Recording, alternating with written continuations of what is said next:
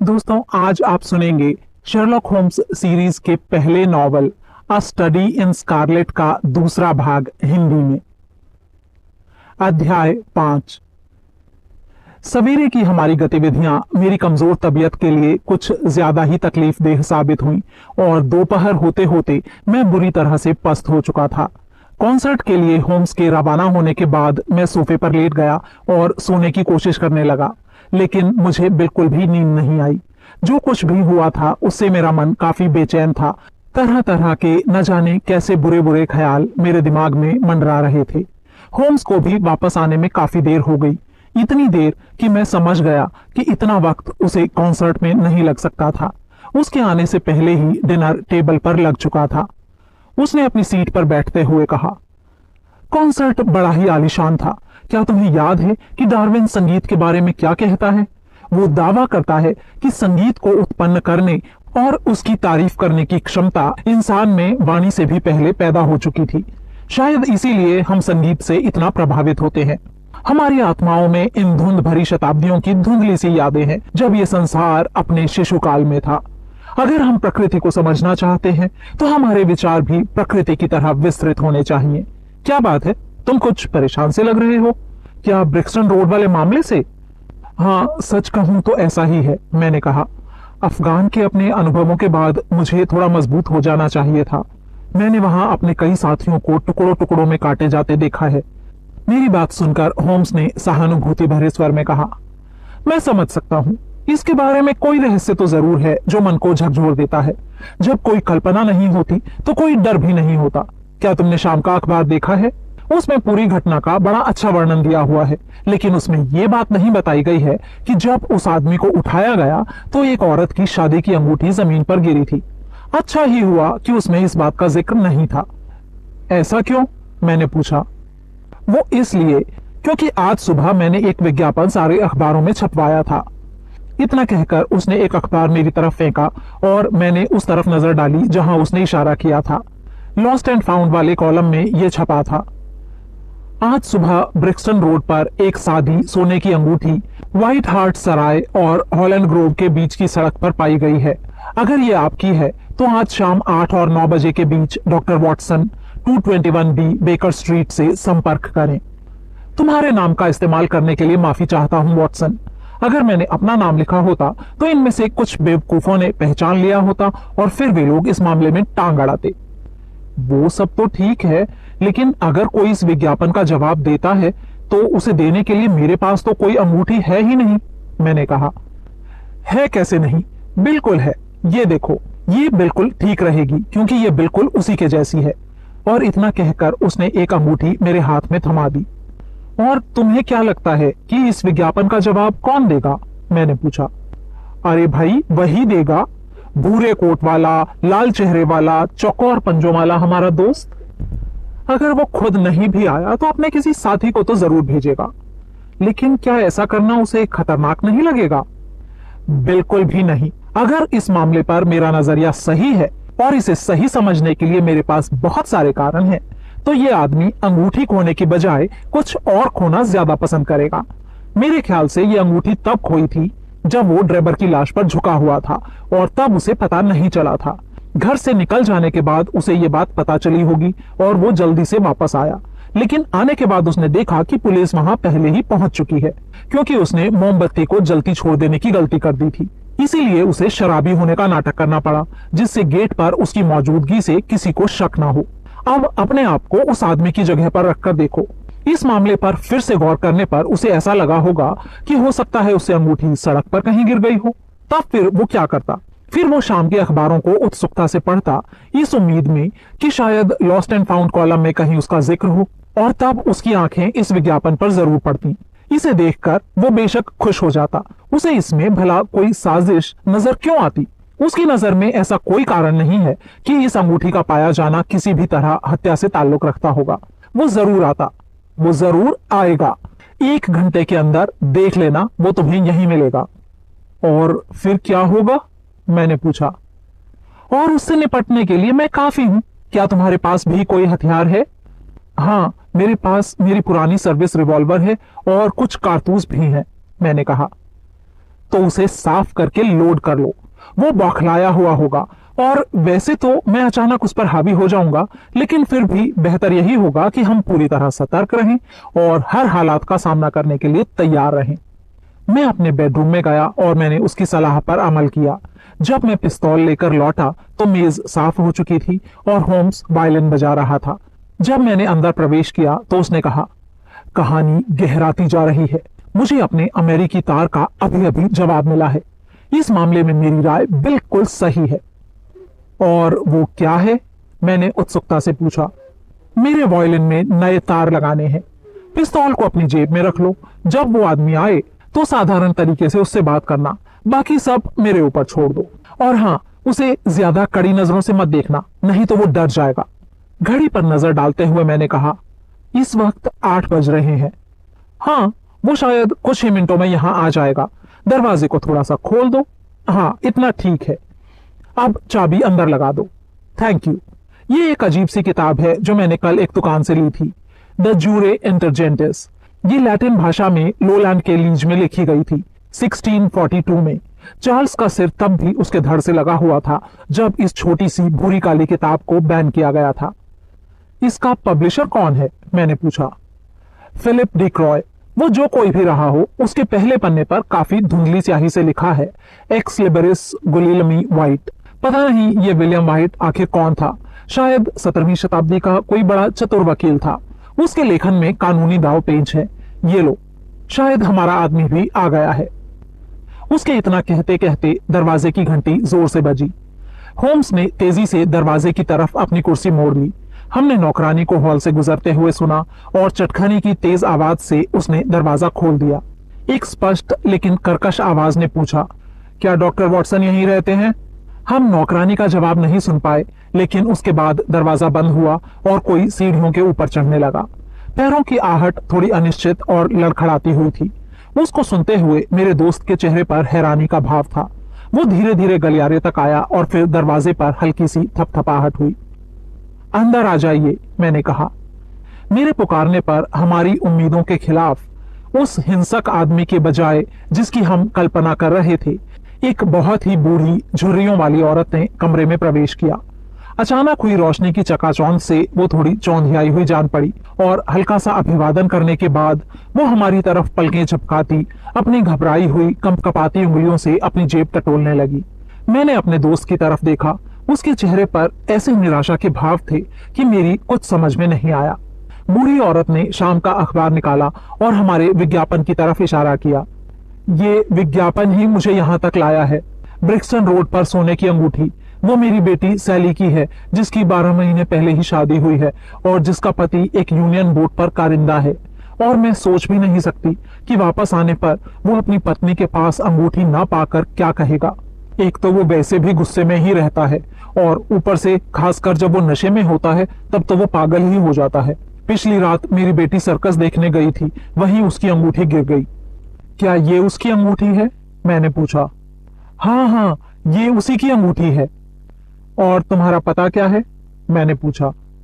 13 Duncan street, hounds ditch. यहां से थोड़ी ही दूरी पर है, लेकिन ब्रिक्सटन रोड किसी भी सर्कस और हाउंड्स डिच के बीच में नहीं पड़ती, शर्लक होम्स ने बड़े ही तीखे स्वर में कहा। बूढ़ी औरत ने मुड़कर उसकी तरफ गौर से देखा। फिर वो बोली, इस भले आदमी ने मुझसे मेरा पता पूछा था। मेरी बेटी सैली का घर 3 मेफील्ड पैलेस, पैकहम में है। और तुम्हारा नाम क्या है? मेरा नाम सॉयर है, उसका डेनिस, क्योंकि उसके साथ टॉम डेनिस ने शादी की है और वो काफी स्मार्ट और साफ सुथरा लड़का है। जब वो समुद्र पर रहता है तो उसके जैसा कोई नहीं है, लेकिन जब वो तट पर होता है तो इतनी औरतें और इतनी शराब की दुकानें कि बस। अपने मित्र के इशारे पर मैंने उसे टोका। ये रही आपकी अंगूठी मिसेस सॉयर। जाहिर है कि ये तुम्हारी बेटी की ही है और मुझे खुशी है कि मैंने इसे इसके सही हकदार तक पहुंचा दिया है। ढेर सारे आशीष देती हुई और कृतज्ञता प्रकट करती हुई बूढ़ी औरत ने उसे अपनी जेब में रख लिया और धीरे धीरे सीढ़ियों से नीचे उतर गई। जैसे ही वो गई, होम्स लपक कर उठा और तेजी से अपने कमरे में गया। कुछ ही पलों में एक ओवरकोट और हैट पहने वो वापस आया। मैं इसका पीछा करूंगा, ये जरूर उसकी साथी है और इसका पीछा करके मैं असली अपराधी तक पहुंच जाऊंगा। मेरे लिए जागते रहना। जब होम्स सीढ़ियों से नीचे उतरा तो मैंने खिड़की से उस बूढ़ी औरत को धीरे धीरे दूसरी तरफ चलते हुए देखा।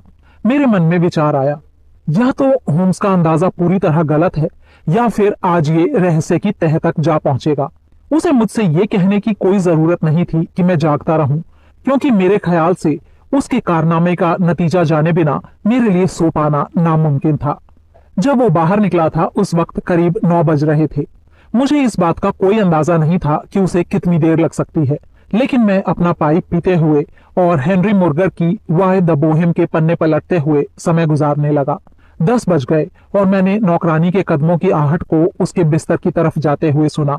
11 बजे मकान मालकिन के कदमों की रौबीली आहट अपने बिस्तर तक जाती सुनाई पड़ी।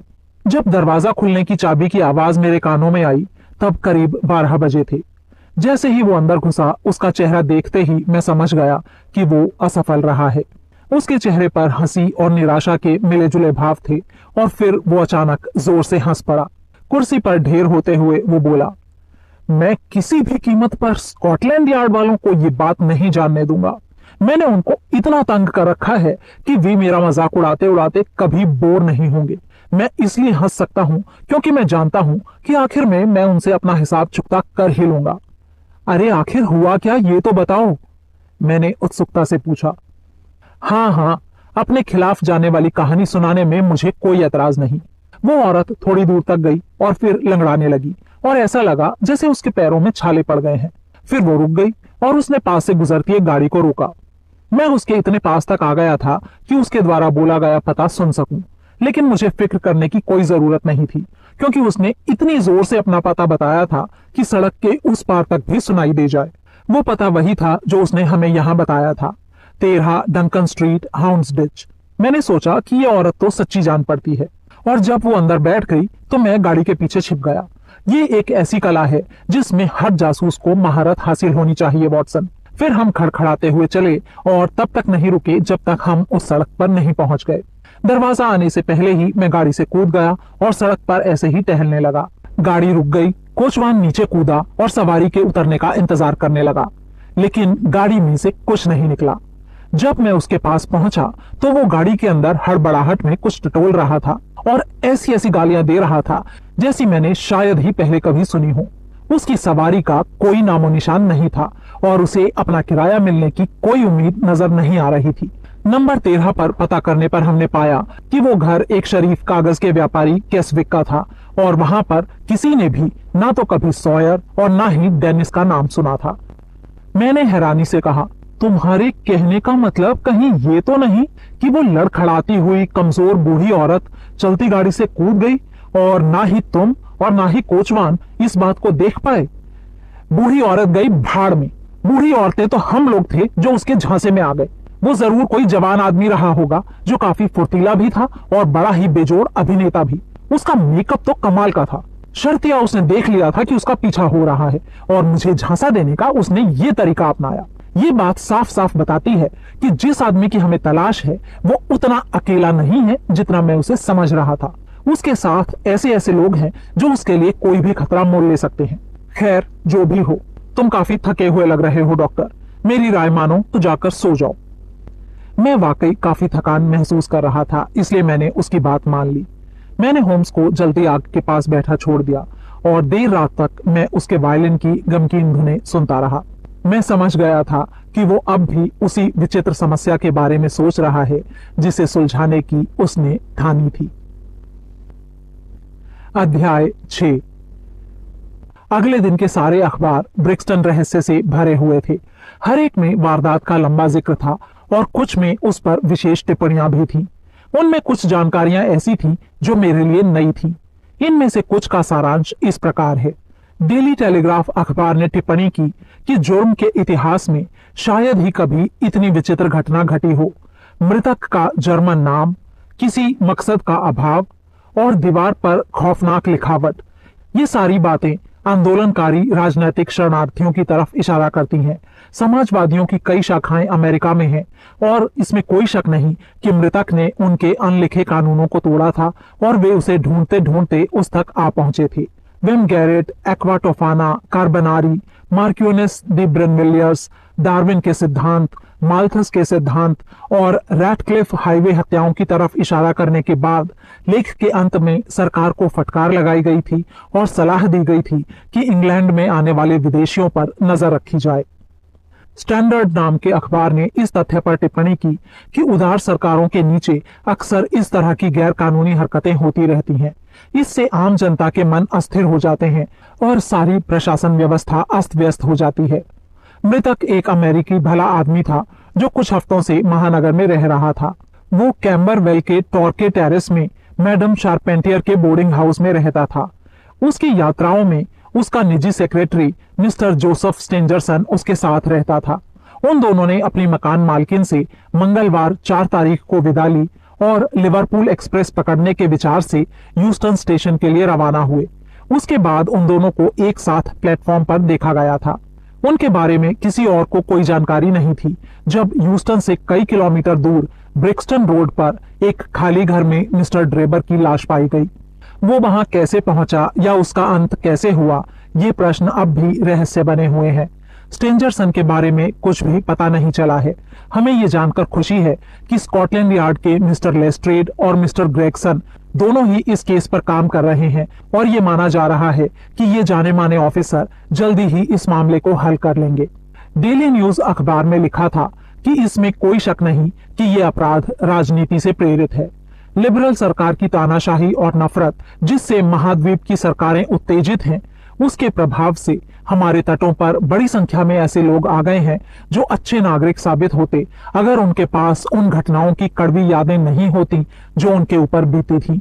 इन लोगों में कड़ा अनुशासन था जिसमें जरा सी ढील की सजा मौत थी।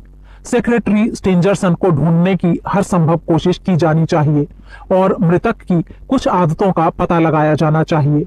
जो घर उसने किराए पर लिया था उसके बारे में पता लगा लिए जाने से एक बड़ा कदम उठा लिया गया है, जिसका पूरा श्रेय स्कॉटलैंड यार्ड के मिस्टर ग्रेगसन की चतुराई और फुर्ती को जाता है। शर्लॉक होम्स और मैंने इकट्ठे इन नोटिसों को नाश्ते के वक्त पढ़ा और ऐसा लग रहा था कि इन्हें पढ़कर होम्स का काफी मनोरंजन हो रहा है। मैंने तुम्हें कहा था ना वॉटसन कि चाहे जो हो जाए लेस्ट्रेड और ग्रेगसन का पलड़ा भारी ही रहेगा। तभी अचानक नीचे हॉल में और सीढ़ियों पर अच्छा खासा शोरगुल सुनाई पड़ा और साथ ही मिसेस हडसन के चिल्लाने की आवाजें भी। इसके बाद सीढ़ियों पर कई जोड़ी पैरों के चढ़ने की आहट। मेरे दोस्त ने कहा, ये खुफिया पुलिस बल की बेकर स्ट्रीट ब्रांच है। वो बता ही रहा था कि कमरे में करीब आधा दर्जन सड़क छाप भिखमंगों जैसे बच्चे घुस आए जो इतने गंदे और मैले कुचैले थे जैसे मैंने पहले कभी नहीं देखे थे। होम्स ने कड़े स्वर में कहा, अटेंशन, और वो 6 गंदे आवारा एक लाइन में मूर्तियों की तरह खड़े के खड़े रह गए। आइंदा से रिपोर्ट करने के लिए तुम अकेले विगिंस को भेजोगे और बाकी सब लोग सड़क पर इंतजार करोगे। क्या तुम्हें वो मिला विगिंस? जी नहीं, हमें नहीं मिला, उनमें से एक लड़का बोला। मुझे उम्मीद भी नहीं थी कि तुम्हें वो मिल सकेगा। जब तक वो तुम्हें मिल ना जाए तुम्हें तलाश जारी रखनी होगी। ये रखो अपनी आमदनी। उसने हर एक को 1-1 शिलिंग पकड़ाया और फिर कहा, चलो अब यहां से दफा हो जाओ और अगली बार आओ तो अच्छी खबर लेकर आना। विगिंस ने अपना हाथ हिलाया और वे चूहों की तरह नीचे भाग गए। अगले ही पल उनकी तीखी आवाजें सड़क से आती हुई हमें सुनाई दी। होम्स ने टिप्पणी की, पुलिस के दर्जन भर आदमियों से कहीं ज्यादा काम इन छोटे भिखमंगों से निकाला जा सकता है।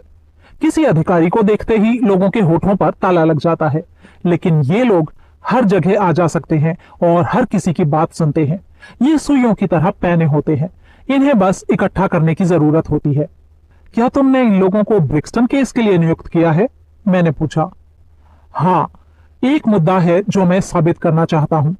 ये कुछ ही समय की बात है। आहा, हमें कुछ सुनाई पड़ने वाला है। सड़क पर सामने ग्रेगसन आ रहा है और उसके चेहरे पर परम आनंद के भाव हैं। मैं जानता हूं कि वो हमारे ही घर आ रहा है। हाँ, ये देखो, वो रुक गया और अब वो सीढ़ियों पर आ रहा है। 2 पल बाद ही वो हमारे सामने था। होम्स का हाथ पकड़कर वो बोला, माय डियर फेलो, मुझे बधाई दो। मैंने पूरा केस दिन के उजाले की तरह साफ कर दिया है। उसकी बात सुनकर होम्स के चेहरे पर चिंता की लकीरें उभर आईं। क्या तुम्हें पूरा यकीन है कि तुम सही रास्ते पर जा रहे हो? उसने पूछा। बिल्कुल सही रास्ते पर जा रहे हैं और हमने तो मुजरिम को पकड़ भी लिया है। और वो कौन है? उसका नाम है आर्थर शार्पेंटियर। हर मैजेस्टी की जल सेना में वो सब लेफ्टिनेंट है। ग्रेगसन की ये बात सुनकर होम्स ने राहत की सांस ली और उसके चेहरे पर मुस्कुराहट फैल गई। आराम से बैठो ग्रेगसन और सिगार पियो। हम ये जानने के लिए उत्सुक हैं कि तुमने ये काम कैसे कर डाला। क्या तुम थोड़ी विस्की लेना चाहोगे? हाँ, मुझे लेने में कोई एतराज नहीं। मैं पिछले 1-2 दिनों से इतनी कड़ी मेहनत कर रहा हूं कि काफी थक गया हूं। शारीरिक तो नहीं, लेकिन मानसिक दबाव की वजह से। तुम ये बात जरूर समझ सकते हो क्योंकि हम दोनों ही बुद्धिजीवी हैं।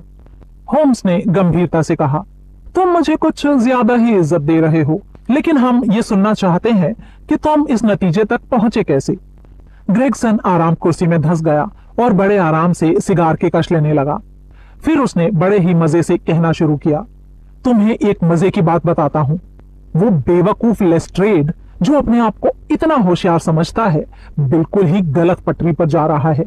वो सेक्रेटरी स्टेंजरसन के पीछे पड़ा है, जिसका इस जुर्म से उतना ही लेना देना है जितना किसी बिना पैदा हुए बच्चे का। मुझे इसमें कोई शक नहीं कि उसने अब तक उसे हिरासत में भी ले लिया होगा। अपने इस ख्याल से ग्रेगसन को इतनी ज्यादा हंसी आई कि वो तब तक हंसता रहा जब तक उसका दम नहीं घुटने लगा। और तुमने ये अंदाजा कैसे लगाया? होम्स ने पूछा। आहा, मैं तुम्हें पूरी बात बताता हूं, लेकिन ये बात हम लोगों के बीच में ही रहनी चाहिए। सबसे पहली कठिनाई जिसका हमें सामना करना पड़ा वो थी इस अमेरिकन की पिछली जिंदगी के बारे में पता लगाना। कुछ लोग तब तक इंतजार करते जब तक उनके विज्ञापनों का जवाब नहीं आ जाता, या जब तक कुछ लोग आगे आकर कोई जानकारी नहीं देते। लेकिन ये टोबियास ग्रेगसन के काम करने का तरीका नहीं है। तुम्हें याद है वो हैट जो लाश के पास पड़ा था? हाँ, मुझे याद है। John Underwood and Sons 129 Camberwell Road द्वारा उसे बनाया गया था, होम्स ने कहा। ग्रेगसन थोड़ा निराश हो गया। ओह, मुझे नहीं पता था कि तुमने भी इस बात पर गौर किया है। क्या तुम उस दुकान पर जा चुके हो? नहीं तो, होम्स ने कहा। हाँ, तब ठीक है। लेकिन मैं, यानी टोबियास ग्रेगसन द ग्रेट, कोई भी ऐसा मौका हाथ से खोता नहीं हूं, चाहे वो कितना भी छोटे से छोटा क्यों ना हो। मैं अंडरवुड के पास गया और मैंने उससे पूछा कि क्या उसने इस नाप और डिजाइन का हैट बेचा है। उसने अपनी बुक्स को चेक किया और वो तुरंत उस तक पहुंच गया। उसने वो हैट मिस्टर ड्रेबर को भेजा था, जो टॉर्के टेरेस में शार्पेंटियर के किराए के कमरों में रहता है। इस तरह मुझे उसका पता चला। वाह, बहुत ही स्मार्ट, शर्लक होम्स बुदबुदाया। उसके बाद मैंने मैडम शार्पेंटियर से मुलाकात की, जासूस ने फिर से कहना शुरू किया। मैंने देखा कि वो काफी पीली पड़ी हुई थी और परेशान दिख रही थी। उसकी बेटी भी उसी कमरे में थी। उसकी आंखें लाल थीं और जब मैं उससे बात कर रहा था तो उसके होंठ कांप रहे थे। ये बात मुझसे छिप नहीं सकी। मुझे कुछ गड़बड़ी महसूस हुई। मैंने उनसे पूछा कि क्या उन्होंने अपने पुराने किराएदार मिस्टर एनॉक ड्रेबर क्लीवलैंड वाले की रहस्यमयी मौत के बारे में सुना है। मां ने हाँ में सिर हिलाया। वो एक शब्द भी बोल नहीं पा रही थी। बेटी फूट फूट कर रो पड़ी। उनकी हालत देखकर मुझे लग रहा था कि वे दोनों इस मामले में जरूर कुछ ना कुछ जानती हैं। मैंने उनसे पूछा, ट्रेन पकड़ने के लिए मिस्टर ड्रेबर तुम्हारे घर से कितने बजे निकला था? अपनी बेचैनी को छुपाते हुए वो औरत बोली, 8 बजे। उसके सेक्रेटरी मिस्टर स्टेंजरसन ने कहा कि 2 ट्रेनें जाने वाली थी, एक 9:15 बजे और एक 11 बजे। उसे पहले वाली ट्रेन पकड़नी थी। और क्या तुमने उसे आखिरी बार तभी देखा था? मैंने पूछा। मीरा ये सवाल सुनते ही उसका चेहरा स्याह पड़ गया। वो कुछ पल तक तो कुछ नहीं बोली, फिर उसने बड़े ही अजीब से अंदाज में हाँ कहा। तभी अचानक उसकी बेटी आगे आई और बोली, झूठ से कभी किसी का भला नहीं हो सकता माँ, हमें इस भले आदमी से खुलकर बात करनी चाहिए। सुनिए ऑफिसर, हमने मिस्टर ड्रेबर को फिर से देखा था। मैडम शार्पेंटियर फिर से अपनी कुर्सी में धंस गई और बोली, तुमने अपने भाई को मार डाला है। लड़की ने दृढ़ता से कहा, आर्थर यही पसंद करता कि हम सच बोलें। मैंने उन्हें हिम्मत बंधाते हुए कहा, देखो, सबसे अच्छा यही होगा कि तुम इसके बारे में मुझे सारी बात बता दो। अधूरी बात को कबूलना कुछ ना कबूलने से ज्यादा बुरा होता है। इसके अलावा तुम्हें यह भी नहीं मालूम कि हमें इस केस के बारे में कितना ज्यादा मालूम हो चुका है। हम जल्दी ही तुम तक पहुंच जाएंगे। मेरी ये बात सुनकर वो दोनों टूट गई। मां ने खड़े होते हुए कहा, मैं आपको सारी बात बताती हूँ सर। ये मत सोचिए कि मैं अपने बेटे के लिए इसलिए डर रही हूँ कि उसका इस अपराध में कोई हाथ है। वो बिल्कुल निर्दोष है, लेकिन फिर भी मुझे ये डर है कि आपकी नजरों में और दूसरों की नजरों में ऐसा हो सकता है कि वो अपराध में भागीदार दिखाई दे। लेकिन ये बात बिल्कुल गलत है। उसका ऊंचा चरित्र, उसका पेशा और उसकी पहले की जिंदगी उसको ऐसा कभी नहीं होने देंगे। फिर उसने अपनी बेटी से कहा, एलिस, अच्छा रहेगा कि तुम हमें अकेला छोड़ दो। उसकी बेटी वहां से चली गई। उसके बाद औरत बोली, देखिए सर, मेरा कोई इरादा नहीं था कि मैं आपको ये सब बताऊं, लेकिन लगता है अब हमारे पास और कोई चारा नहीं है। अब मैं आपको एक भी बात छिपाए बिना सब कुछ बता दूंगी। मिस्टर ड्रेबर हमारे साथ करीब 3 हफ्तों तक रहा। वो और उसका साथी स्टेंजरसन महाद्वीप की यात्रा कर रहे थे। मैंने उन दोनों के बक्सों पर कोपनहेगन लिखा देखा था, जिससे पता चलता है कि आखिरी बार वे लोग वहीं रुके थे। स्टेंजरसन शांत और शर्मीला आदमी था, लेकिन मुझे अफसोस के साथ कहना पड़ रहा है कि उसका मालिक उससे बिल्कुल अलग था। उसकी आदतें काफी फूहड़ थीं और हरकतें क्रूरता भरी। जिस रात वे यहाँ आए, उसी रात वो नशे में बिल्कुल धुत हो गया और दिन में 12 बजे के बाद वो शायद ही कभी नशे में ना होता हो। घर की नौकरानियों के प्रति उसका रवैया कुछ ज्यादा ही खुला हुआ था। सबसे बुरी बात तो ये हुई कि जल्दी ही उसने ये रवैया मेरी बेटी एलिस के प्रति भी अपना लिया और कई बार उससे ऐसी वैसी बातें कही जो वो अपने भोलेपन में समझ नहीं सकी। एक बार तो उसने उसे पकड़ने की भी कोशिश की और उसकी इस बेहुदा हरकत के लिए उसके सेक्रेटरी ने उसे डांटा भी था। लेकिन आप ये सब सह क्यों रही थी? मेरे ख्याल से तो आप जब चाहें अपने किराएदारों को निकाल सकती हैं, मैंने उससे पूछा। मेरे इस सवाल को सुनकर उसका चेहरा लाल पड़ गया। मैं तो उसे उसी दिन नोटिस भिजवा देती जिस दिन वो आया था, लेकिन मेरे सामने एक बहुत बड़ा लालच था। वे लोग हर रोज प्रति व्यक्ति के हिसाब से 1 पाउंड देते थे, यानी हफ्ते के 14 पाउंड। और ये मंदी का समय चल रहा है।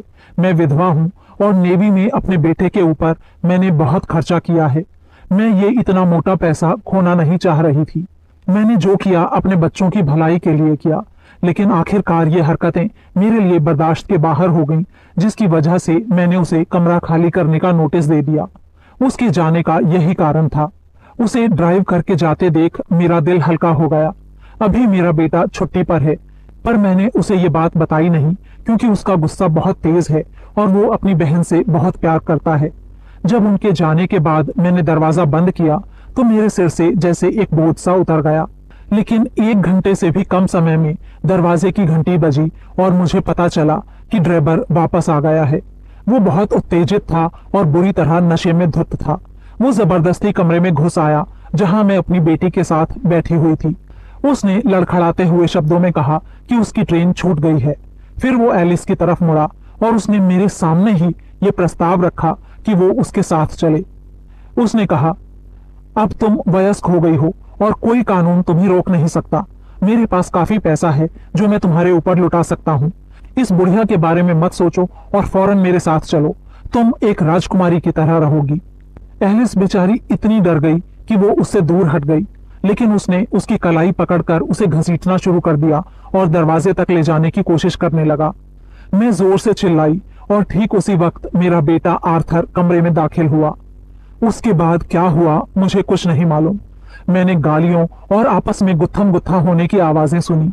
मैं इतना डर गई थी कि मुझे अपना सिर ऊपर उठाकर देखने की हिम्मत भी नहीं हो रही थी। जब मैंने आखिरकार ऊपर देखा तो मैंने आर्थर को हाथ में छड़ी लिए हंसते हुए दरवाजे पर खड़ा देखा। उसने मुझसे कहा, मुझे नहीं लगता कि यह आदमी अब हमें और तंग करेगा।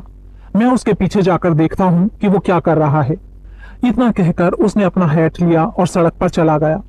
और अगली सुबह हमने मिस्टर ड्रेबर की रहस्यमय मौत के बारे में सुना। उस औरत की ये सारी कहानी सुनने के बाद मैंने उससे सवाल किया कि उसका बेटा रात को कितने बजे घर लौटा था।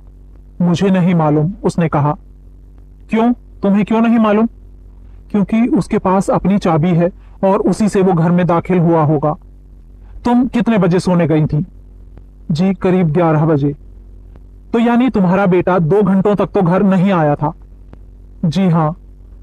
उसे ज्यादा भी हो सकता है, शायद 4 या 5 घंटे भी। जी हाँ, हो तो सकता है, उसने कहा। उस दौरान वो क्या कर रहा होगा?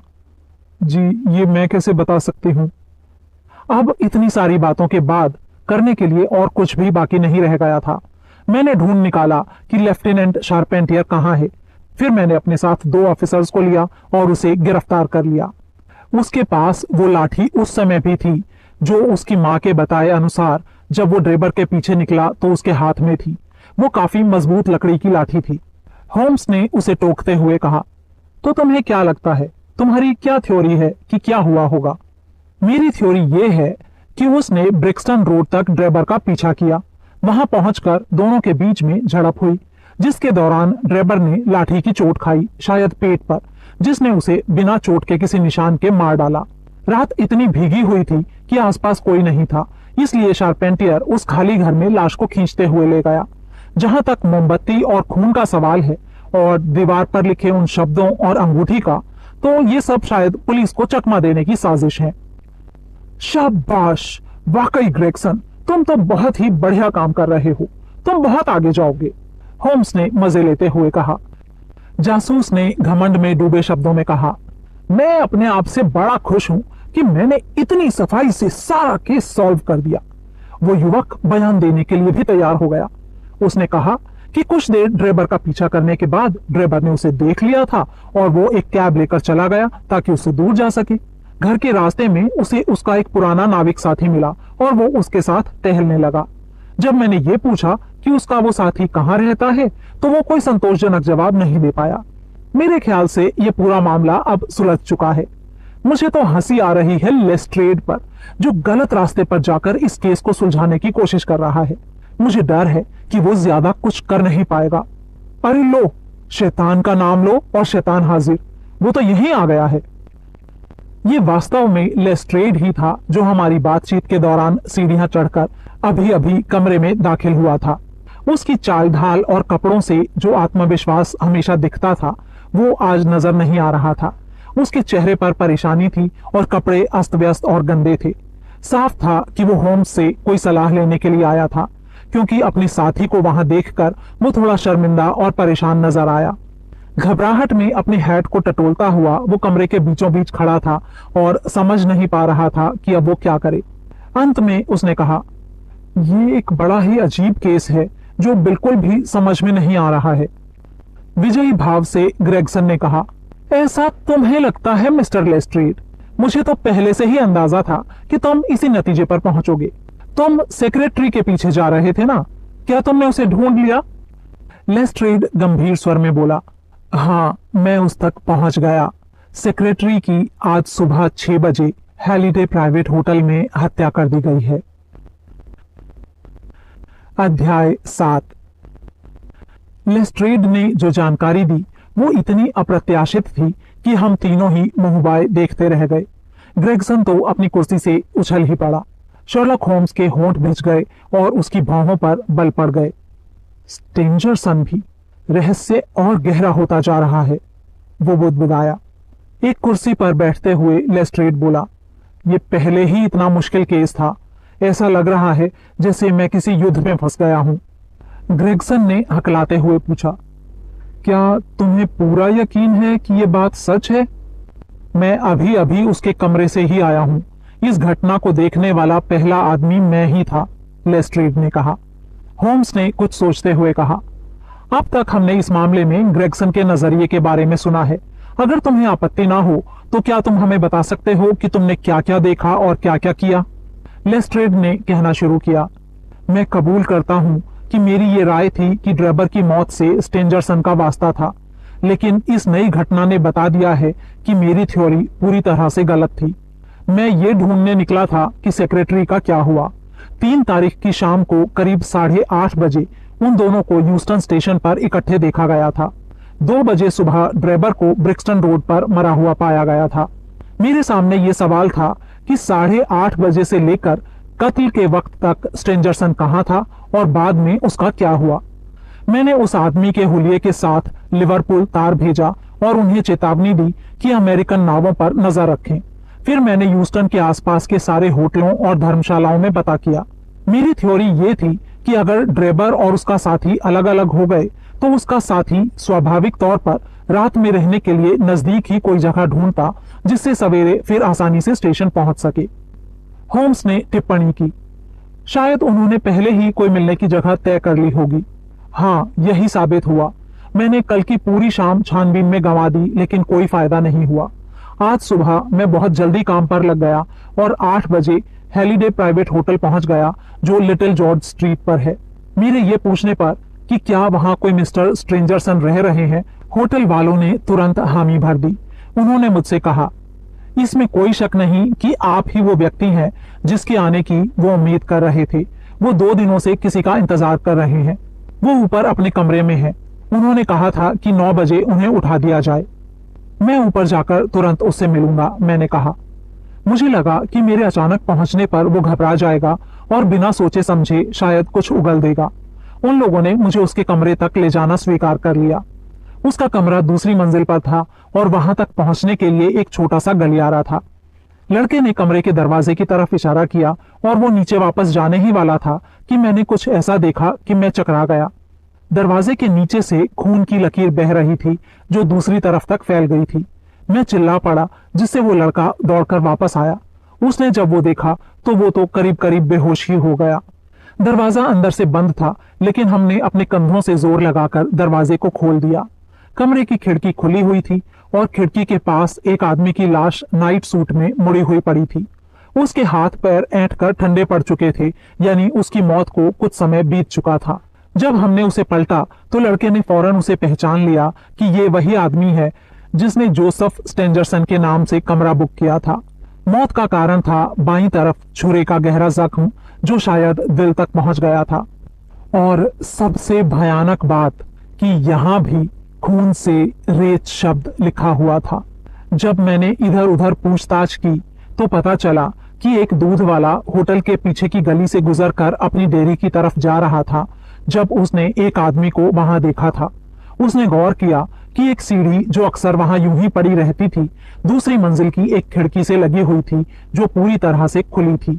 वहां से गुजरने के बाद उसने पीछे मुड़कर देखा तो उसने पाया कि एक आदमी उस सीढ़ी से नीचे उतर रहा था। वो इतने धीरे धीरे और आराम से नीचे आया कि लड़के ने सोचा कि वो होटल में काम करने वाला कोई बढ़ई या ऐसे ही कोई होगा। उसने उस पर ज्यादा ध्यान नहीं दिया। उसने जो हुलिया बताया है उसके हिसाब से वो आदमी लंबा था, उसका चेहरा लाल था और उसने एक भूरे रंग का कोट पहना था। वो हत्या के कुछ समय बाद तक कमरे में रुका रहा होगा, क्योंकि हमने बेसिन में खून से सना पानी देखा था जहां उसने हाथ धोए होंगे, और चादरों पर भी कुछ निशान थे जिन पर उसने जानबूझकर छुरे को पहुंचा था।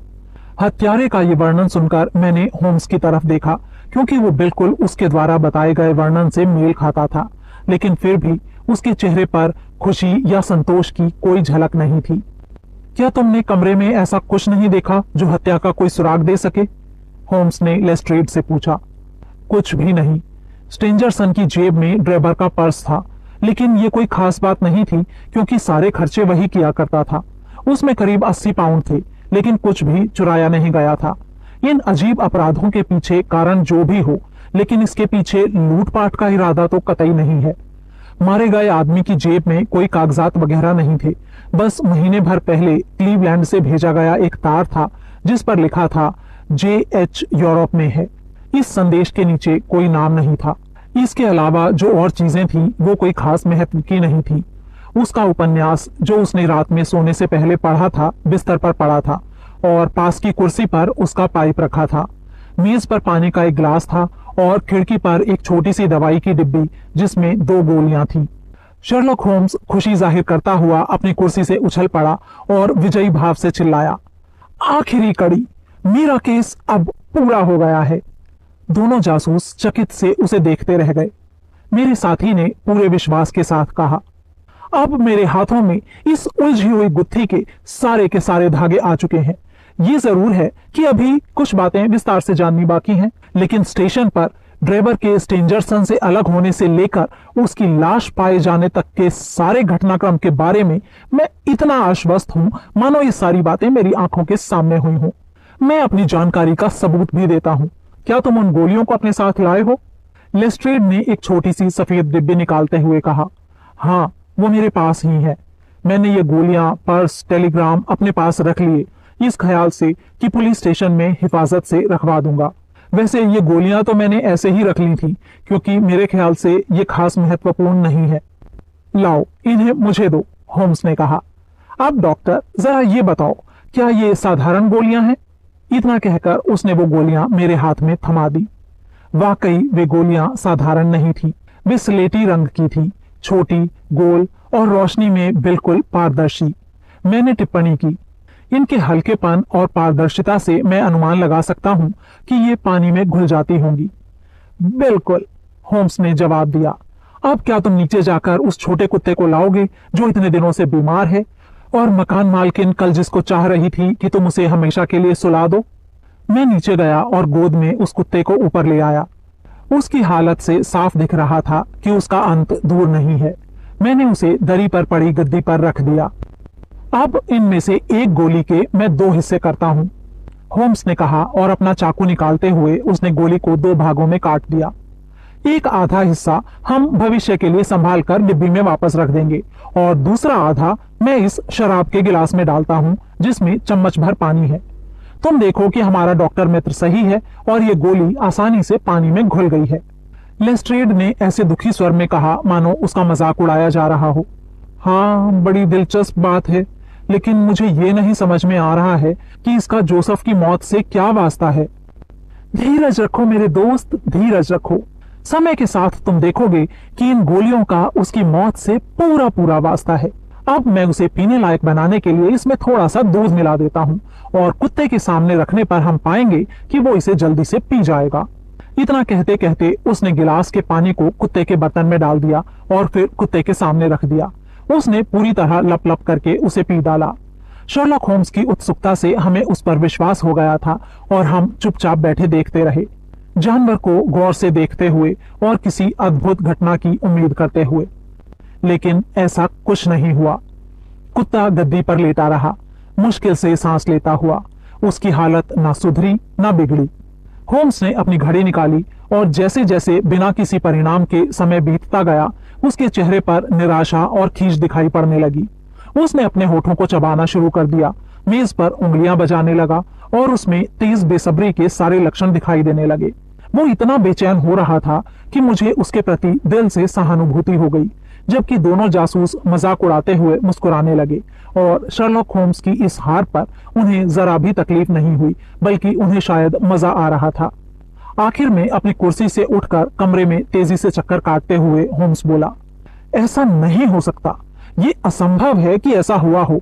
वही गोलियां जिन पर ड्रेबर के मामले में मुझे शक था, अब स्टेंजरसन की मौत के बाद भी मिली हैं, और फिर भी ये नाकाम है। इसका क्या मतलब हो सकता है? मेरे तर्कों की कड़ी पूरी तरह गलत नहीं हो सकती, ऐसा नामुमकिन है, लेकिन फिर भी ये कुत्ता वैसे के वैसा क्यों है? ओह, मुझे समझ में आ गया समझ में। खुशी से किलकते हुए वो डिबिया की तरफ जल्दी से बढ़ा। दूसरी गोली को 2 भागों में बांटकर उसने घोला, उसमें दूध मिलाया और कुत्ते के सामने रख दिया। उस बदनसीब जीव की जीभ अभी दूध से तर भी नहीं हुई थी कि उसके हर अंग में झटके आने लगे और वो ऐसे निर्जीव हो गया मानो उस पर बिजली गिर पड़ी हो। होम्स ने एक लंबी सांस खींची और अपने माथे से पसीना पोंछते हुए बोला, मुझे थोड़ा और विश्वास रखना चाहिए था। इस समय तक मुझे मालूम हो जाना चाहिए था कि जब कोई तथ्य तर्कों की लंबी कड़ी के खिलाफ जा रहा हो तो इसका मतलब यही हो सकता है कि उसकी वजह कुछ और होगी। डिब्बी में रखी दोनों गोलियों में से एक बिल्कुल भी हानिकारक नहीं थी, जबकि दूसरी में घातक जहर था। डिबिया देखने से पहले ही ये बात मुझे मालूम होनी चाहिए थी।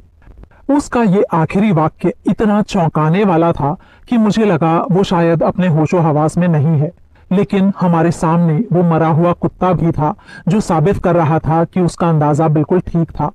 मुझे लगा कि मेरे दिमाग का धुंधलका थोड़ा थोड़ा छंट रहा था और मुझे धीरे धीरे सच्चाई का कुछ कुछ एहसास हो रहा था। होम्स बोलता रहा, ये सब तुम लोगों को अजीब लग रहा है क्योंकि जांच शुरू करने से पहले तुम उस एकमात्र असली सुराग का महत्व समझने में असफल रहे जो तुम्हारे ठीक सामने था। लेकिन मैंने वो सुराग पकड़ लिया और तब से लेकर अब तक जो कुछ भी हुआ है उससे मेरे शुरुआती अंदाजे को बल ही मिला है। और इसीलिए जिन बातों ने तुम लोगों को उलझन में डाला है और मामले को ज्यादा पेचीदा बनाया है, उन्हीं बातों ने मेरे नतीजों को मजबूत किया है। अजीब बातों को रहस्य का नाम देना गलत है। सबसे आम अपराध कभी कभी सबसे बड़ा रहस्यमय होता है, क्योंकि वो किसी भी ऐसे नए या खास आयाम को प्रस्तुत नहीं करता जिससे गलत नतीजा निकाला जा सके। ग्रेगसन, जो बेसब्री से ये सब सुन रहा था, अब अपने आप को रोक नहीं सका। उसने कहा, देखिए मिस्टर शर्लॉक होम्स, हम सब ये मानने को तैयार हैं कि आप बहुत ही होशियार हैं और काम करने का आपका एक खास तरीका है, लेकिन अभी फिलहाल हम तुम्हारा भाषण सुनने के लिए तैयार नहीं है। यहाँ खूनी को पकड़ने का मामला सामने है। मैं शार्पेंटियर के पीछे गया, लेकिन शायद मैं गलत था। लेस्ट्रेड स्टेंजरसन के पीछे गया और लगता है कि शायद वो भी गलत था। तुमने कुछ सुराग हमारे सामने रखे हैं और शायद तुम हमसे ज्यादा जानते हो, लेकिन अब समय आ गया है जब हमें सीधे सीधे ये पूछने का हक है कि तुम इसके बारे में कितना जानते हो और क्या जानते हो। क्या तुम उस आदमी का नाम बता सकते हो जिसने ये किया है? लेस्ट्रेड ने भी टिप्पणी की। मेरे ख्याल से ग्रेगसन ठीक कह रहा है मिस्टर होम्स। हम दोनों ने ही कोशिश की और हम दोनों ही सफल नहीं हुए। जब से मैं इस कमरे में आया हूं, आपने कई बार ये बात कही है कि आपके पास वो सारे सबूत हैं जिनकी आपको जरूरत है। तो मैं चाहता हूं कि अब आप इस बात को अपने तक ही सीमित ना रखें। हत्यारे को पकड़ने में कोई भी देरी उसे नया जुर्म करने का मौका दे देगी। इस तरह सबके जोर देने पर होम्स थोड़ा डिगा। वो कमरे में इधर उधर चहलकदमी करता रहा। उसका सिर उसकी छाती तक झुका हुआ था और भौहें तनी हुई थी। आखिर में अचानक रुककर वो हमारी तरफ मुड़कर बोला, अब और कोई हत्या नहीं होगी। इस अंदेशे का कोई सवाल ही नहीं है। तुमने पूछा कि क्या मैं हत्यारे का नाम जानता हूं? मैं जानता हूं, लेकिन फिर भी सिर्फ नाम जान लेना मामूली बात है। असली काम है उसे पकड़ना, और मुझे पूरी उम्मीद है कि हम जल्दी ही ऐसा कर सकेंगे। मुझे पूरी आशा है कि मैं अपने ही इंतजामों से ऐसा कर पाऊंगा, लेकिन ये काम हमें बड़ी ही नजाकत और कोमलता से करना है, क्योंकि हमारा पाला एक बड़े ही चालाक आदमी से पड़ा है जो किसी भी हाल में हत्या करने पर उतारू है। हमारे पास इस बात का पक्का सबूत है कि उसकी मदद कोई एक और आदमी कर रहा है जो खुद उसी की तरह होशियार है। जब तक इस आदमी को यह अंदाजा नहीं हो जाता कि किसी के पास हत्या का कोई सुराग नहीं है, तब तक उसे पकड़ने की फिर भी थोड़ी बहुत संभावना है। लेकिन अगर उसे जरा सा भी शक हो गया तो वो अपना नाम बदल लेगा और इस बड़े शहर की 40 लाख की आबादी में पल भर में ही विलीन हो जाएगा। तुम में से किसी की भी भावनाओं को ठेस पहुंचाए बिना मैं ये कहने के लिए मजबूर हूं कि मैं इन अपराधियों को पूरे पुलिस बल से ज्यादा शातिर और चालाक मानता हूं, और इसीलिए मैंने तुम्हारी मदद नहीं ली। अगर मैं असफल हो जाता हूं तो जरूर मुझे अपनी इस ढील के लिए सारा इल्जाम भुगतना होगा, लेकिन मैं उसके लिए तैयार हूं। फिलहाल मैं इतना वादा कर सकता हूं कि अपनी छानबीन को खतरे में डाले बिना जैसे ही संभव होगा मैं तुम लोगों से संपर्क करने की पूरी कोशिश करूंगा। उसकी ये बातें सुनकर ग्रेगसन और लेस्ट्रेड बिल्कुल भी संतुष्ट नजर नहीं आए। ग्रेगसन तो गुस्से में तमतमा ही उठा, जबकि लेस्ट्रेड की आंखों में कौतूहल और नाराजगी नजर आई। लेकिन दोनों में से किसी के पास भी कुछ बोलने का वक्त नहीं था, क्योंकि ठीक उसी समय दरवाजे पर दस्तक हुई और होम्स की सड़की फौज का मुखिया विगिंस कमरे में दाखिल हुआ। मैंने कैब नीचे खड़ी कर दी है सर, उसने कहा। बहुत बढ़िया, होम्स ने सपाट स्वर में कहा। फिर दोनों ऑफिसरों की तरफ देखते हुए वो बोला, तुम लोग ये तरीका स्कॉटलैंड यार्ड में शामिल क्यों नहीं करते? उसके हाथ में दराज में से निकाला हुआ स्टील की हथकड़ियों का एक जोड़ा था। जरा देखो, इसकी स्प्रिंग कितनी बढ़िया तरीके से काम करती है, एक ही पल में जकड़ लेती है। लेस्ट्रेड ने कहा, पुराना तरीका भी ठीक है, अगर हथकड़ियां पहनाने के लिए अपराधी मिल जाए तो। होम्स ने मुस्कुराते हुए कहा, हाँ हाँ ठीक है, बहुत अच्छा। गाड़ीवान शायद मुझे मेरे बक्से उठाने में मदद करेगा, उससे कहो कि जल्दी से ऊपर आए विगिंस। उसकी ये बात सुनकर मुझे हैरानी हुई, क्योंकि मेरा दोस्त ऐसे बोल रहा था मानो अभी किसी यात्रा पर निकल रहा हो। उसने मुझसे इस बारे में कुछ भी नहीं बताया था। कमरे में एक छोटा सा सूटकेस था और उसे बाहर खींचकर वो उसके ऊपर बेल्ट कसने लगा। तभी गाड़ीवान कमरे में आया। घुटनों के बल बैठे अपना काम करते हुए बिना सिर उठाए होम्स ने कहा, जरा इसे बांधने में मेरी मदद तो करो गाड़ीवान। गाड़ीवान अनमने ढंग से आगे बढ़ा और उसने मदद के लिए हाथ आगे किया। ठीक उसी पल किसी धातु के खनकने की एक तेज खटाक की आवाज हुई और शर्लॉक होम्स कूदकर अपने पैरों पर खड़ा हो गया।